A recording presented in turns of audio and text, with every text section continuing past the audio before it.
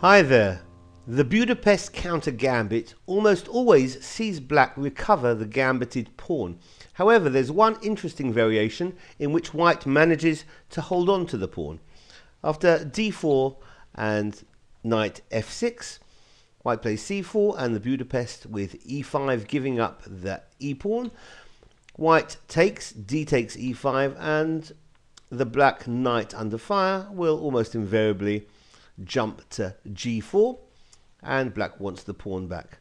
White will defend with bishop to f4,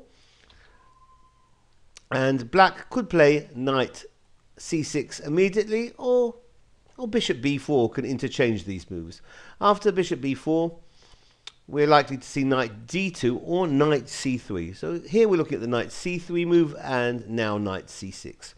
So we've reached an extremely common position in the Budapest, in which black's knights want that pawn back. White's going to defend it with knight f3, and now the queen is usually added into the attack with queen e7 hitting the pawn, but we're looking at a different sequence of moves here. We can try bishop takes c3 first, then b takes on c3. So white has compromised his pawn structure. After queen e7 now hitting the pawn on e5, white's going to defend that with queen to d5. So this is the variation in which white tries at all costs to keep that extra pawn which he's gained. And black is advised here to play this move f6, in which black now is threatening to take the pawn back with four pieces hitting that e-pawn. However, white can just simply take the pawn on f6 with e takes on f6, and then the knight drops back, hitting the queen, and black does here have certain compensation for that gambited pawn. Black's not likely to get the pawn back in the near future, but white definitely has structural weaknesses. Here we got the isolated double pawns. Black's going to play d6 and castles with certain compensation. If, though, black doesn't play that move f6 here, but rather plays queen to a3. That looks logical, but it's inferior. It's hitting the pawn on c3, so black certainly counters.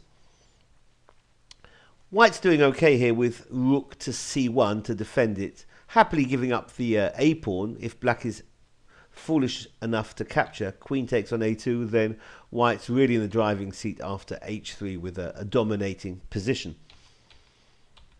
Instead of rook c1 by white, white can also bring the queen back to d2 to defend the pawn on c3.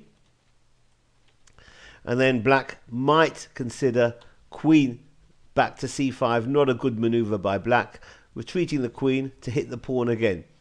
But this is very dubious now. After e3, simply developing in the center, releasing the king's bishop to defend the pawn on c4, which was under fire.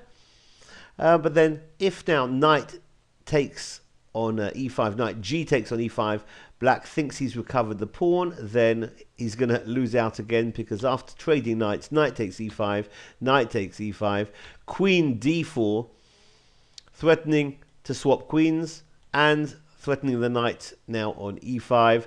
So black's going to have to pretty much swap. Queen takes on d4.